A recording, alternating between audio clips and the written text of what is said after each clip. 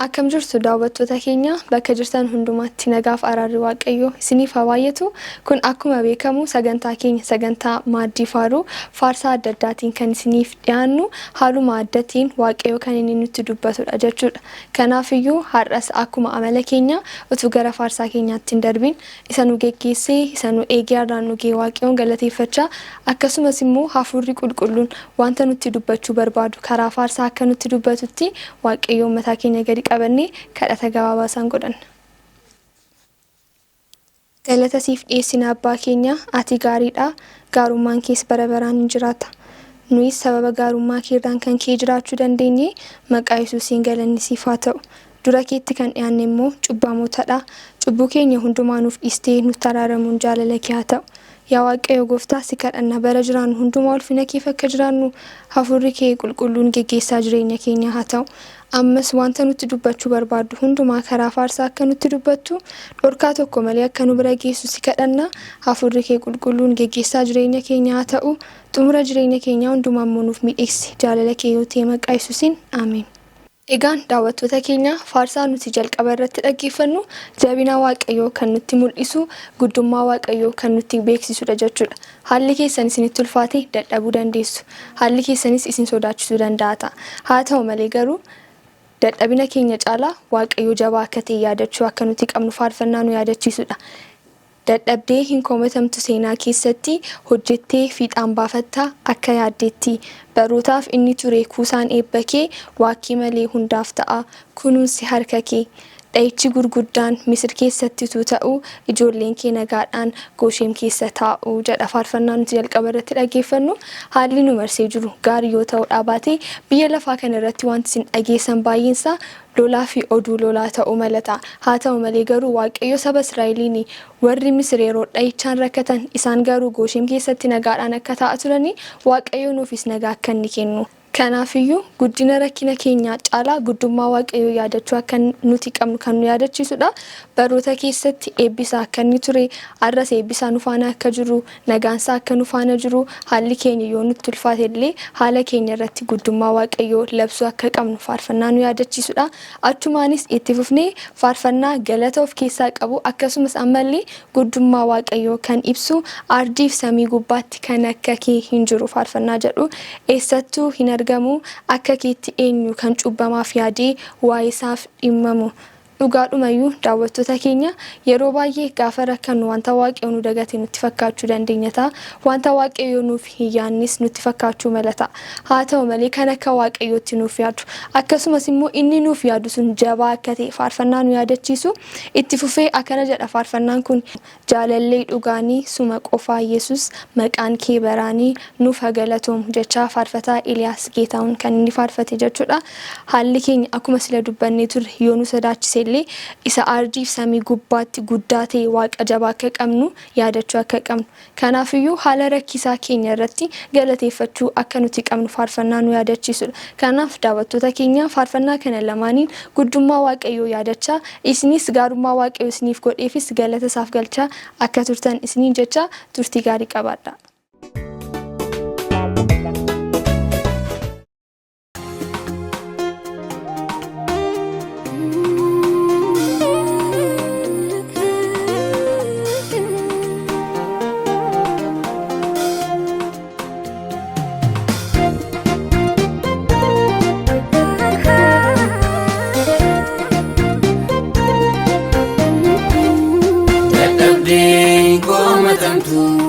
Seenaa keessatti hojjettee fiixaan baafattaa akka yaaddeetti uumamaa hunda biratti kan malaachistu jaalalaaf nagaan guutuudha bulchiinsa keetu. Hunda biratti malaalchistu. Jaalala nagaan guutuudha bulchiinsa keetu. Barootaaf inni ture kuusaan eebba kee. Waaqii malee hundaaf ta'aa kunuunsa harka kee. Daa'ichi gurguddaan Misir keessatti utuu ta'u. Ijoolleen kee nagaadhaan Goshen keessa taa'u. Hamaan irraan ga'u.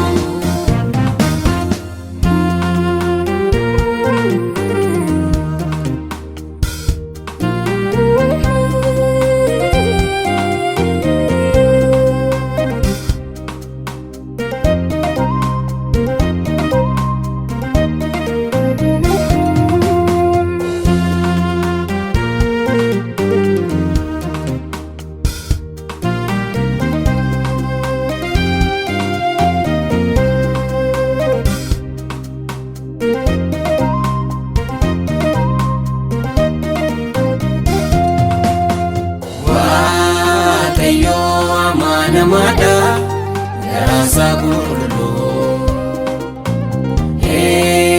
bantaa amansiisaadha fira caalu. Yoo kuftee ariitiin dhufee lafa ol si kaasa. Sinnis neemuuf habaasaa sirraa taasisaa. Yoo kuftee ariitiin dhufee lafa ol si kaasa. Sinnis neemuuf habaasaa sirraa taasisaa. Barootaaf inni ture kuusaan eebba kee. Waaqii malee hundaaf ta'aa kunuunsa harka kee. Daa'ichi gurguddaan Misir keessatti utuu ta'u. Ijoolleen kee nagaadhaan Goshen keessa taa'u. Hamaan irraan ga'u.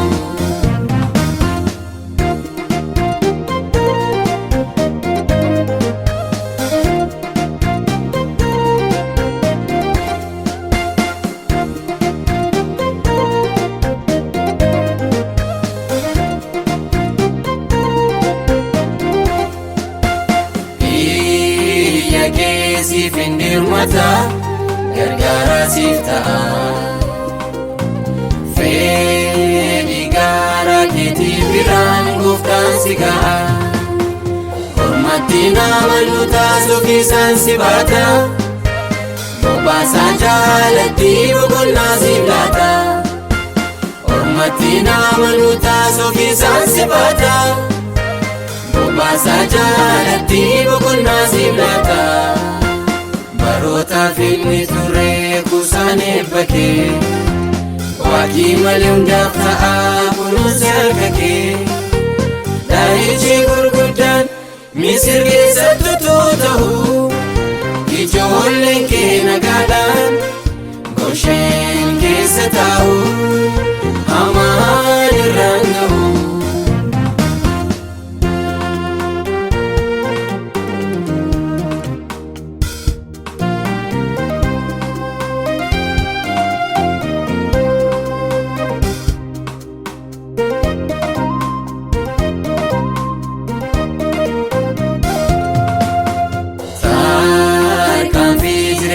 Taasisnee hundumaa keessatti.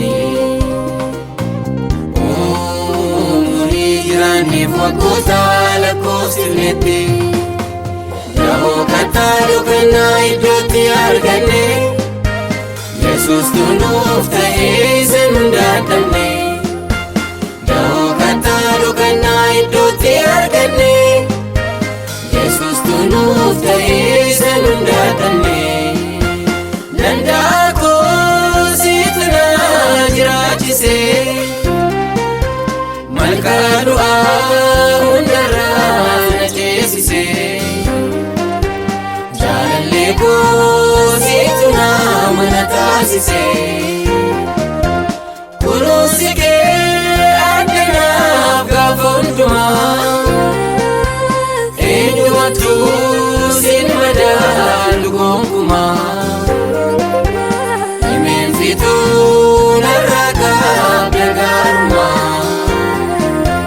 Danda'a koo situ na jiraachise.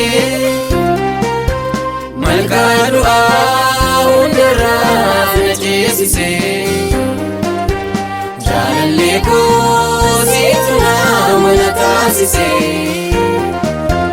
kunuunsi kee addanaaf gaafa hundumaa eenyumattuu sin madaalu gonkumaa himeensituu narraa qabda gaarumaa.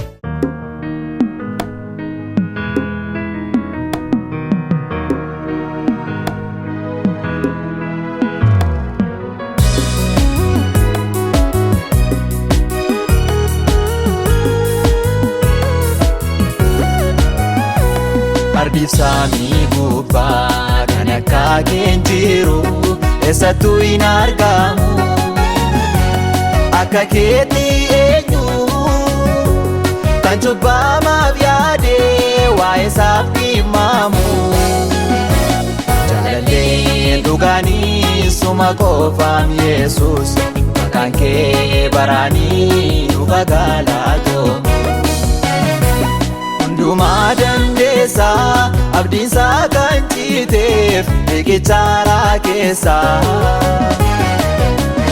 abbaa guddisaa gochaa kee kana maalan siif deebisa abbaa guddisaa gochaa kee kana maalan siif deebisa.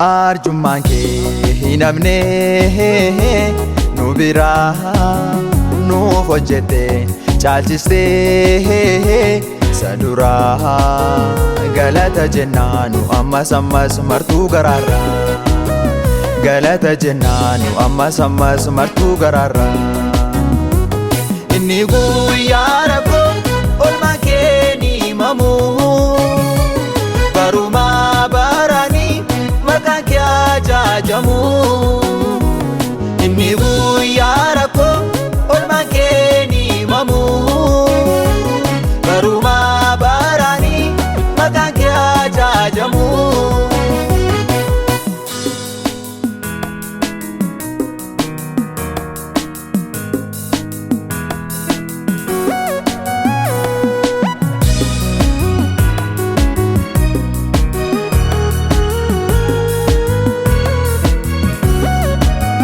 Bitaaf mirgaan kiyyoonuuf kaa'amee nu bittimsuuf mareessaa kaa'amee situ fonqolchee gaaricha yaaddoo diinni mo'ame situ fonqolchee gaaricha yaaddoo diinni mo'ame isa nu daangessee galaana addaa hiiktee abbootaaf kan goote nufirraa deebitee isa nu daangessee galaana addaa hiiktee abbootaaf kan goote nufirraa deebitee.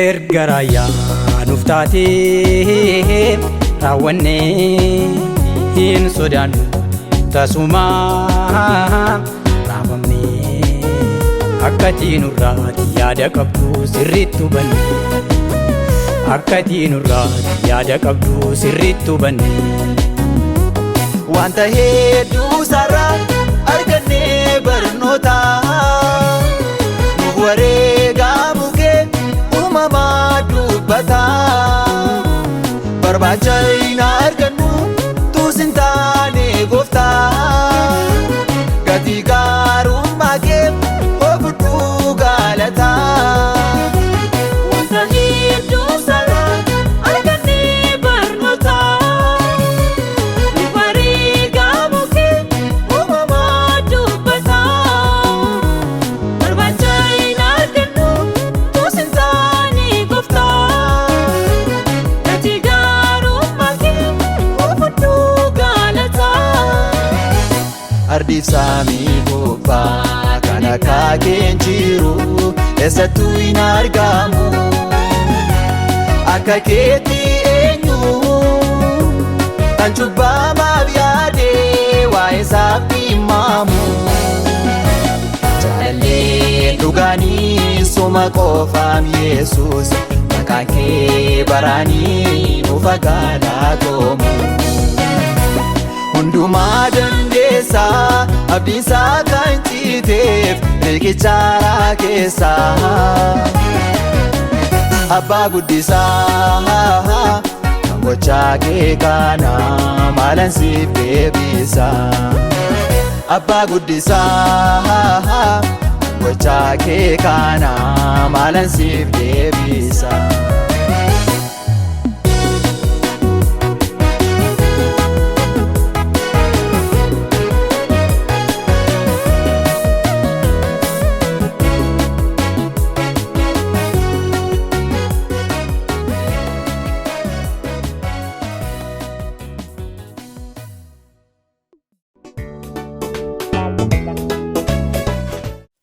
daawwattoota keenya faarfannaa kana lamaanitti akka eebbifamtan abdii guutuu nan qabaadha. Itti aansinee immoo faarfannaa qalbii jijjiirannaa kan dhaggeeffannu ta'a jechuudha. Yaa Yerusaalem maal ta'a nagaa keef utuu yaaddee oolfamuuf fala barbaaddee jedhee sossoba Yesuus gaddee. Daawwattoota keenya akkuma beekamu faarfannaan kun seenaa Yerusaalemiin kan nu yaadachiisudha jechuudha. Badiisa Yerusaalemiin dura Yesuus waa'ee Yerusaalemiif akka inni boo'e faarfannaa nu yaadachiisudha. Yeroo mootiin nagaa fuullee ga'u baay'een seensa mootichaaf hiriiru damee meexiinis raafamaa jiru hoosaayinaa jechuun wal jijjiiru fayyisaan biyya lafaa sun gaddee inni abdii Israa'el ta'ee inni warra du'an keessaa ka'ee imimmaantu fuula isaarra yaa'ee faarfannaa jedhu Yesuus sababa inni ittiin boo'ee fi wangeela keenya keessatti haala gaariin ibsamee jira jechuudha. Yerusaalem yeroo nagaa ishee akka isheen wallaalte badiisni gara isheetti akka dhiyaate garuu isaan ammallee hoosaanaa jechaa faarfachaa turan. Yesuus garuu dabarsee badiisa ishee waan argee fi gaddee akka inni boo'e kan nutti mul'isudha jechuudha. Har'as haalli keenya baay'een Kiristoosiin kan gaddisiisudha. Badiisa keenya kan nutti saffisiisudha. Haa ta'u malee Yesuus garuu akkuma Yerusaalemiif boo'e ijoollee isaa hundumaaf warra dhiigaan bite hundumaaf akka inni boo'aa jiru ammallee akka inni araaraaf nu gaafachaa jiru faarfannaa nu yaadachiisudha. Faarfataa gammachiisiin asummaan Waaqayyo si haa eebbisu jechuun nan jaalladha. Ittuma fufnees faarfannaa araarattiin Waaqayyoon gaafannu. Erga Kiristoos waa'ee keenyaaf gaddaa jirate badiisni keenya isa gaddisiisaa jirate haalli keenya cubbuu keessatti kufnee jira yoo ta'e kan ittiin Waaqayyoon dhiifama gaafannu faarfannaa araara siin jennaa yaa Waaqa araaraa jedhu itti aansinee immoo in dhaggeeffanna jechuudha. Faarfannaa kana keessatti lakkoofsa tokko seeraan yoo dhaggeeffataniif yakki keenya nuuf si gidduu goree gargar nu ittisee gaarummaa raawwachuu dadhabuun lafa kanarra nu tursee gooftaa baay'ee si yakkinee araara nuuf godhi jechaa kan isaan faarfatanii faarfattoota boontuu fi abdiidha jechuudha. Waaqayyo bara jireenya keessanii haa eebbisu jechuun nan barbaada. Kanaaf daawwattoota keenya haalli isin keessa jirtan haala cubbuudhaan guuteedha jettanii yoo yaaddanii wanta Waaqayyo irraa fagaattan isinitti fakkaate yoo argameef Yesuus Kiristoos arrallee araaraaf akka nu gaafachaa jiru. Nutis gara isaatti dhiyaannee faarfannaa kanaan araara akka gaafannu cubbuu keenya hundumaaf dhiifama akka gaafannu faarfannaa nu yaadachiisudha jechuudha. Faarfannaa kana lamaaniin itti eebbifama. Waaqayyo isin haa eebbisu.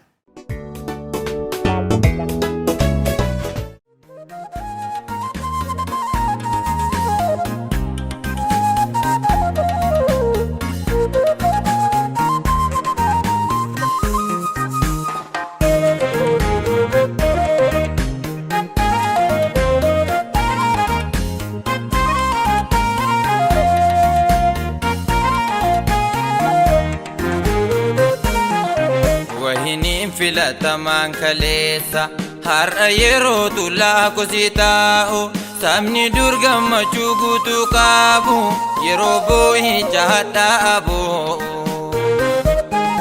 manni kaleessa lallabni guddaan waa'ee maatichaa keessaa dhiyaatu inni dur miidhagina magaalaaf simboo addaa uffatee dhaabbatu yeroo dhagaan dhagaarraa kukuufe ijaarti miidhagaan sun deegamu kaanattu ilma waaqaa bosiise gaddisaa gaafasiin herregamu yaa Yerusaalem yaa Yerusaalem maal ta'a nagaa kee butuu yaade utuu oolfamuuf haala barbaade jedhee sossobataa Yesuus gaadde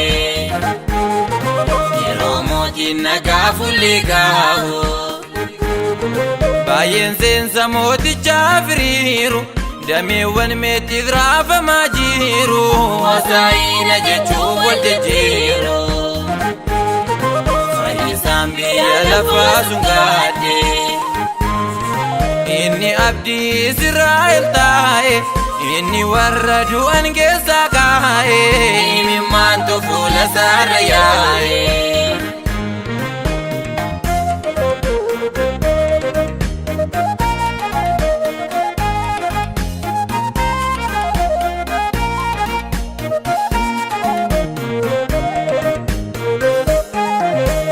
baraan kan saataate haafuuf magaalaan waaqayyoon filatamte saba lafarraa hundumaa keessa isheen ayyaana gooftaa argatte irra deddeebitee mormuu malee sagalee araaraaf toleen jenne duumessaa gantummaa fi fincila walitti kuusuudhaaf gad hin teenye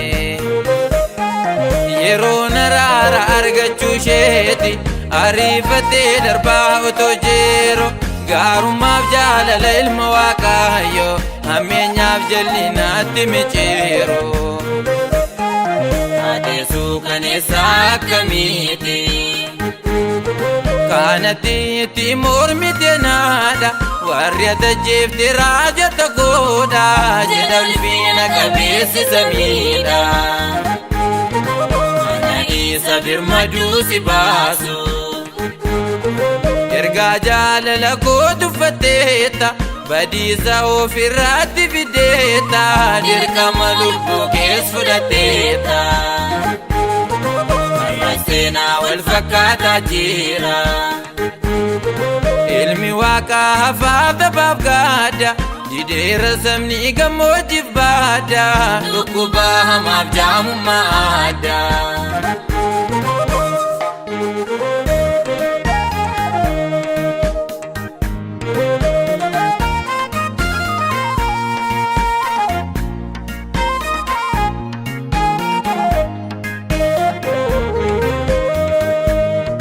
yeroo taateen akeekkachiisaa mul'atu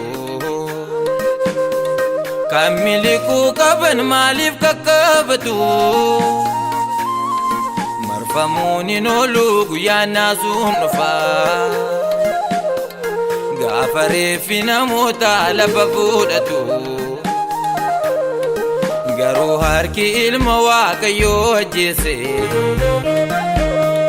wangeelaanis mormee gadi jechuu didee kunis eegumsa waaqaa ol godaansisee du'a suukaneessaa mana isaanii fidee yeroo taateen akeekkachiisaa mul'atu kan miliquu qaban maaliif kakkabatu marfamuun hin oolu guyyaan naasuun dhufa gaafa reeffi namoota lafa fudhatu garuu harki ilma waaqayyoo ajjeese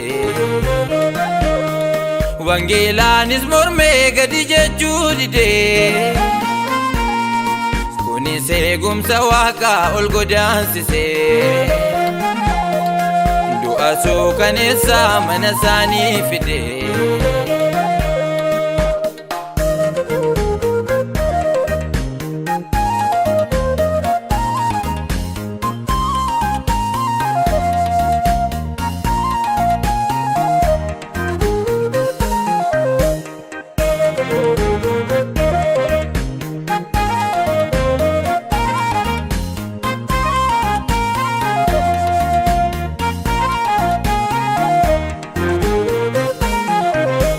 Yihuudotaas raawwateera inni obdii Pilaatos duraatti dhiigni nama kanaa raawwatu nuyiif ijoollota keenya irraatti.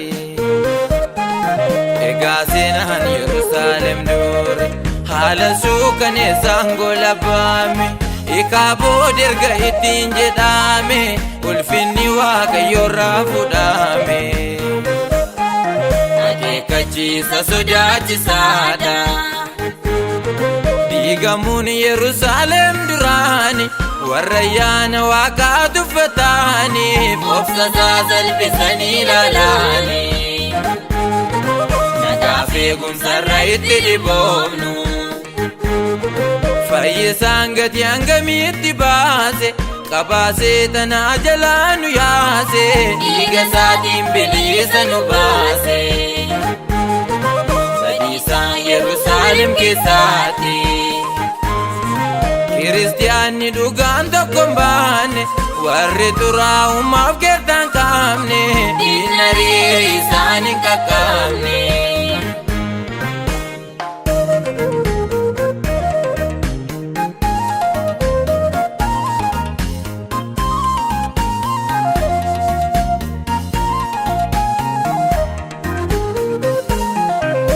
Yeroo cufamuu seenaa lafaatti rakkiin ulfaataan ni dhufa dafee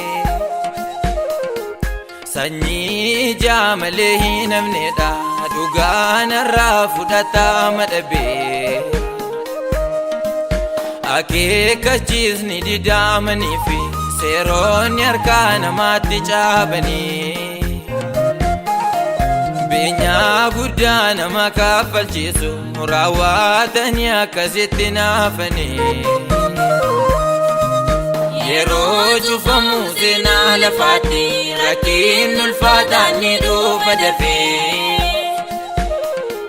sanyii jaamalee hin hafnedha dhugaan irraa fudhataa madhabee. Akeekkachiisni didamanii fi seeronni harkaa namaatti caabanii beenyaa guddaa nama kaffalchiisu raawwatanii akkasitti naafanii.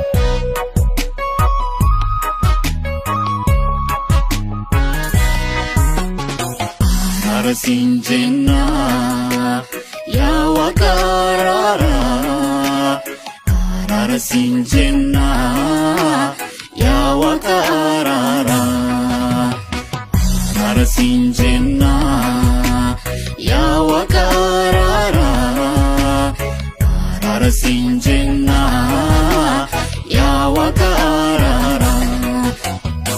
Kofta kofta Baay'isi akkine waan hundumaa singammachiifne ati harka kee nurra kaabime. Gooftaa gooftaa baay'isi akkine waan hundumaa singammachiifne ati harka kee nurra kaabime.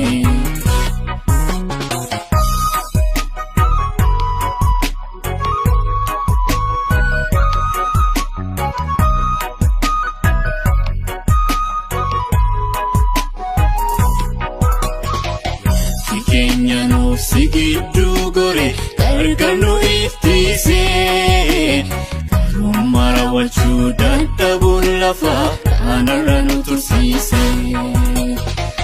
Kakeenya dhiigaan barruu keenya yakkaan tureessine afaan keenyaan sobaa arraba keenyaan micciiramummaa dubbanne. Gooftaa baay'ee si argine waan hundumaa sin gammachiifne ati harka kee nurra qabime. Gooftaa baay'ee si argine waan hundumaa sin gammachiifne ati harka kee nurra qabime.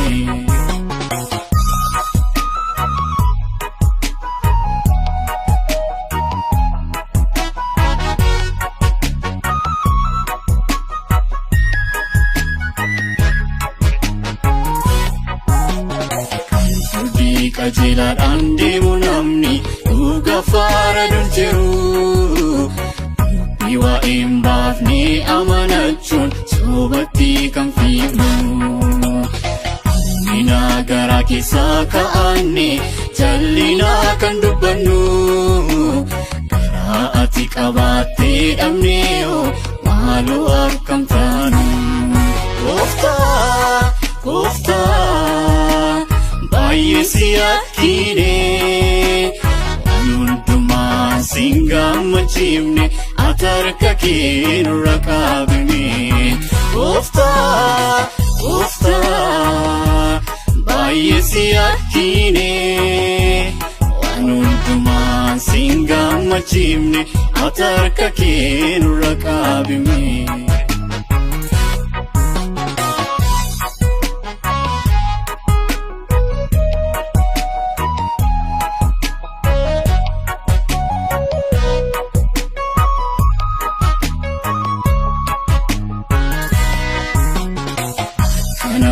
Jankamne taane kararraa baafbanne kawaan deemes miisa ettis guyyaadhaan gufanne. Manni keenyaaf hojiin keenya martu baay'ee si madeesse karaa waliif yaaduu dhaabuun keenya si gaddisiise. Gooftaa baay'ee si argine waan hundumaa sin gammachiifne ati harka kee nurra qabime. Gooftaa baay'ee si argine waan hundumaa sin gammachiifne ati harka kee nurra qabime.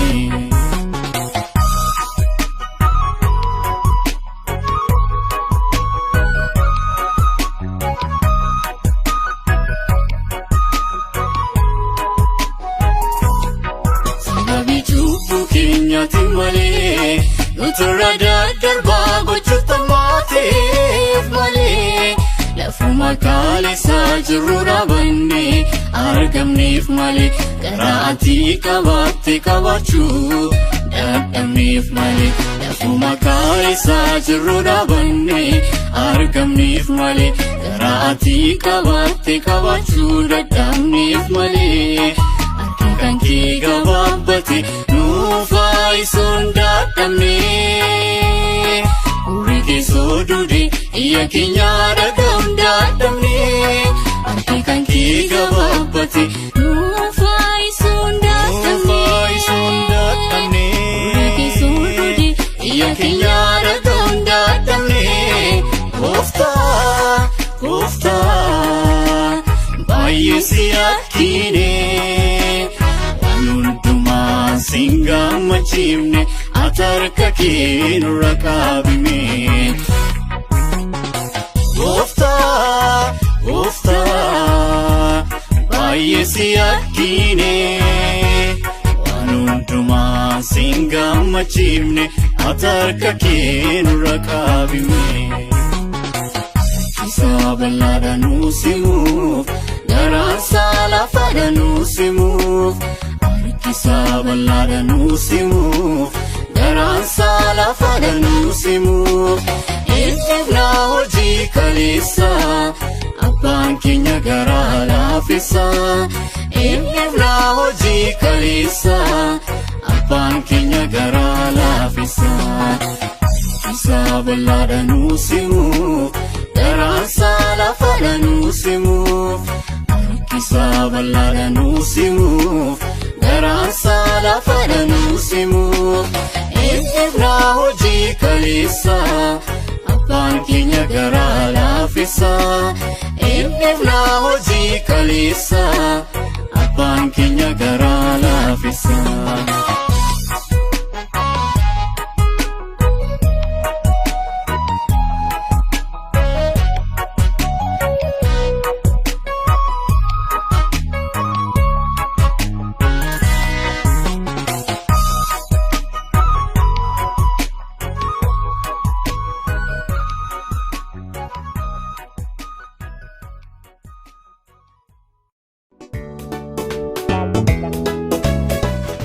Sagantaa keenya kanaan akkasiin eebbifamaa jirtanii ammallee shakkiin qabu ittuma fufnee ammallee faarfannaa kadhataatiin Waaqayyo duratti dhiyaanna jechuudha. Abbaa nama hundaa olii nu laalii nu hin dhiisinii deebi'uu feenaa aduun feenaa utuun lixinii gargaaraa keenya isa dhugaa namni si dhabee dhuguma du'aa nutti hir'ateera ayyaanni kee nutti araaramii numa si yakkee faarfannaa jedhu dhuguma namni Kiristoosiin dhabee filannoonsaa du'a qofa akkati. Kanaafiyyuu haala keenya hundumaa Waaqayyo duratti dhiyeessuu akka qabnu ammas irra deebi'ee faarfannaa nu yaadachiisu akkasumas faarfannaa kadhataati jechuudha. Faarfattoota dirreetiin Waaqayyo guddaa isin haa eebbisu jechuun jaalladha. Achumaan itti fufuudhaan faarfataa Girmaa'ee Baayisaan kan inni faarfate dheebuun foonii daangaa hin qabne waan hundaa kan irraasisu ulfa cubbuuti garuu wanti barbaachisaan dhaloonni dudda itti gatii gaaffii lubbuutti kan jedhu yeroo hundumaa haalli keenya Kiristoos irraa akka nu fageessu fedhiin garaa keenya fedhiin foonii keenya Kiristoos irraa akka nuti mucucaannu kan nu taasisu akka ta'e faarfannaa nu yaadachiisudha jechuudha. Itti fufees yoo fooniif haalli mijatee fedhii isaa mara guuttatee lubbuutti qaawwa ergaa jedhu of keessaa qaba. Dhuguma haalli biyya lafaatiin yoo nutti tole baay'ee nuuf mijatee foon keenyaaf yoo baay'ee mijatee lubbuu keenyatti akka qaawwisiisaa jiru jechuudha. Macaafni qulqulluun gaafa dubbatu namni biyya lafaa guutummaa yoo buufatee lubbuu isaatti hir'ise immoo bu'aa maalii qabarii ergaa jedhu akka nuuf dabarsu faarfannaa kana keessaan dheebuun foonii keenya yeroo hundumaa Kiristoositti akka nu fageessu hawwa keenya fedhii keenya hundumaa Kiristoos jala galchuudhaan jiraachuu akka qabnu faarfannaa nu yaadachiisu ergama keenya yaadannee adeemuu akka qabnu galma keenya ga'uu akka qabnu faarfannaa haaluma addateen nutti dubbatudha jechuudha. Egaan daawwattoota keenya faarfannaa kana lamaaniin eebbifamaa isiniin jechuun barbaada. Ammallee sagantaan keenya hin xumuramne waan ta'eef eessayyuu akka hin deemne turtii gaarii qabaadha.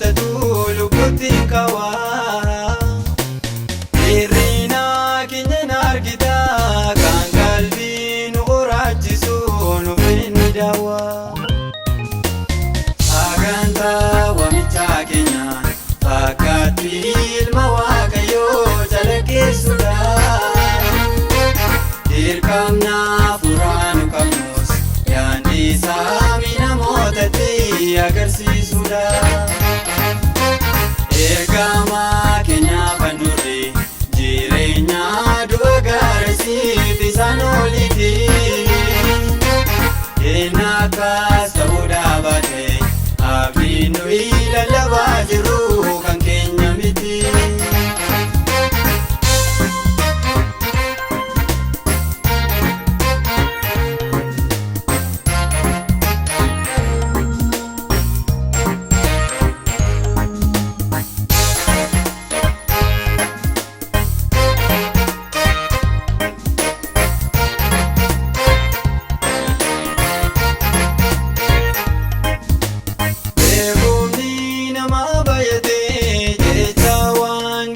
Fakkeesseera falaasamaa ammayyummaa booji'amee dubbii keetiif iddoo dhabeera garaan namaa. Namni gaara soofsi ganee salphaatti deebi'ee dhufee sitti madaquu siif hundumtuun danda'ama ergi sagalee jireenyaa gara saadaquu. Sagantaa waamichaa keenya fakkaatti ilma Waaqayyoo calaqqeessudha. Dirqamna furaanu qabnus daandii isaa namootatti agarsiisudha. Ergamaa keenya fannurre jireenyaa du'a gaarasiif isaan oliiti. Eenna akkas ta'uu dhaabate abdiin nuyi lallabaa jiru kan keenya miti.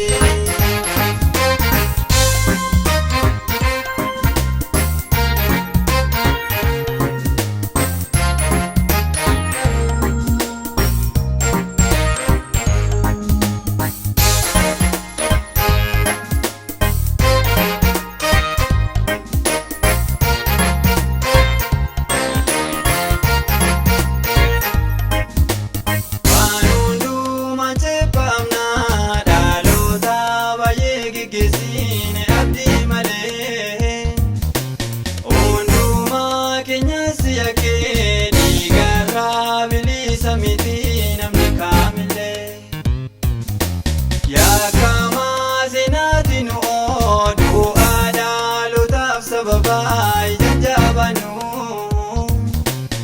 araaraan nutti agarsiisi yeroo hafte tulfiina kee bakka jirannu. Sagantaa waamichaa keenya fakkaatti ilma Waaqayyoo calaqqeessudha. Dirqamna furaanu qabnus daandii isaa namootatti agarsiisudha. Ergamaa keenya fannurre jireenyaa du'a gaarasiif isaan oliiti.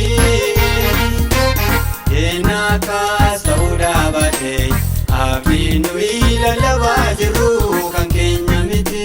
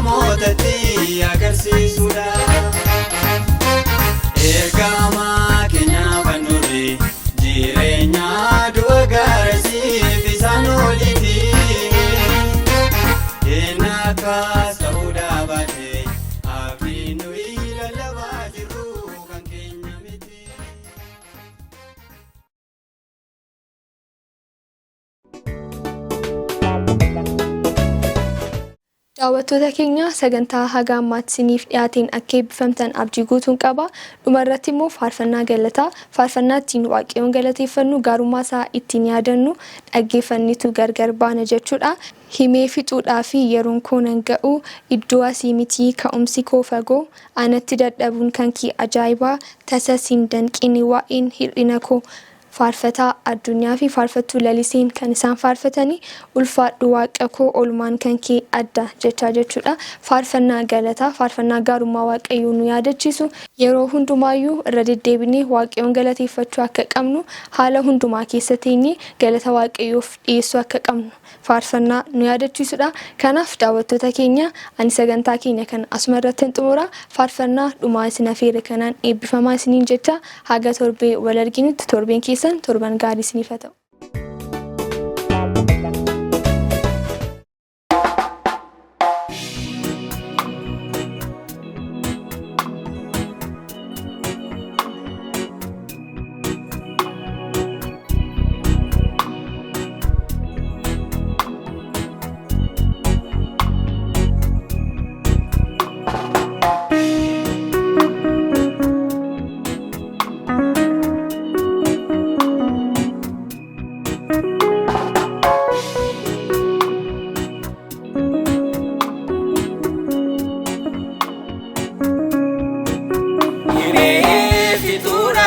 yeroon koonan gahu iddoo asii miti ka'umsi koo fagoo anaatti dadhabuun kan kee ajaa'iba tasaas hin danqine waa'ee hir'ina koo tasaas hin danqine waa'ee hir'ina koo natuu si barbaannaan na argite miti akkasumattiin sinan barbaadame iddoon turii koo keessa alladhu sana harkaa ulfina keessa naanan kaafame harkaa ulfina keessa naanan kaafame ulfaadhu waaqa koo olmaan kan kee addaa isaa kamiin himee kamiin immoo dhiisu ajaa'iba jaalallati na jaallatte utuun bulee ka'ee fannoo si baasisu kaawwii jireenya koo tokko lamaa miti inni ati anaaf hin golgine kamii walumatti qabeen galaata siin jedha danuu gargaarsa keef baraan kabajamii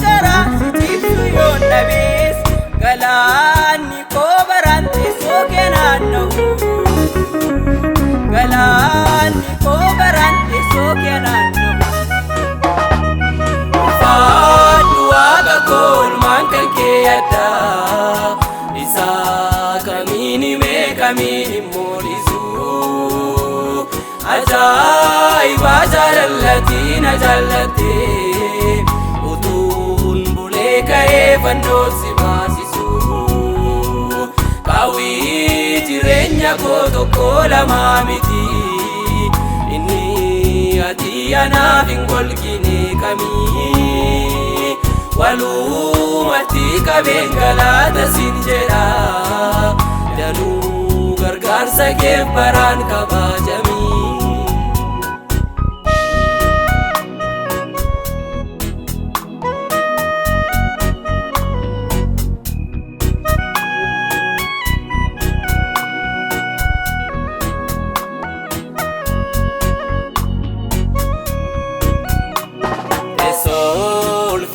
ke anaaf dhiistee dhuftee garaa lachee cubbuun komanchaasee kana nama biraa miti barbaachaaf kan dhuftee inni fannoo irratti si rarraasee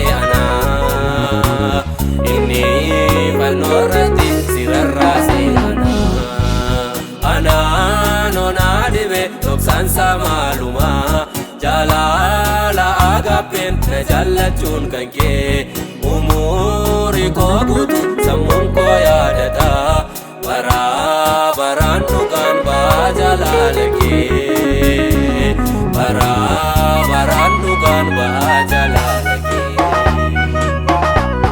ulfaadhu waaqa koo ulmaan kan kee addaa isaa kamiin himee kamiin hin mul'isu ajaa'iba jaalalatii na jaallattee utuun bulee ka'ee fannoo si baasisu kaawwii jireenya koo tokko lamaa miti inni ati anaaf hin golgine kamii walumatti qabeen galaata sin jedha danuu gargaarsa keef baraan kabajamii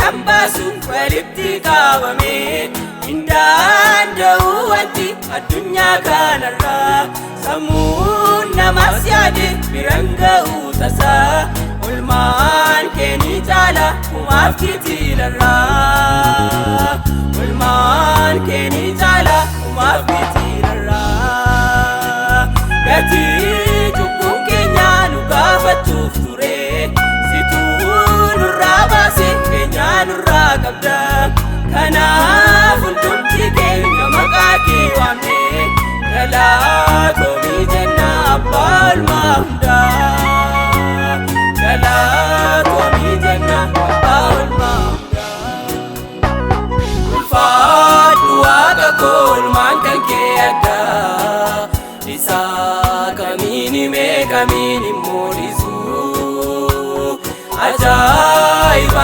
jaalalatii na jaallattee utuun bulee ka'ee fannoo si baasisu kaawwii jireenya koo tokko lamaa miti inni ati anaaf hin golgine kamii walumatti qabeen galaata sin jedha danuu gargaarsa keef baraan kabajamii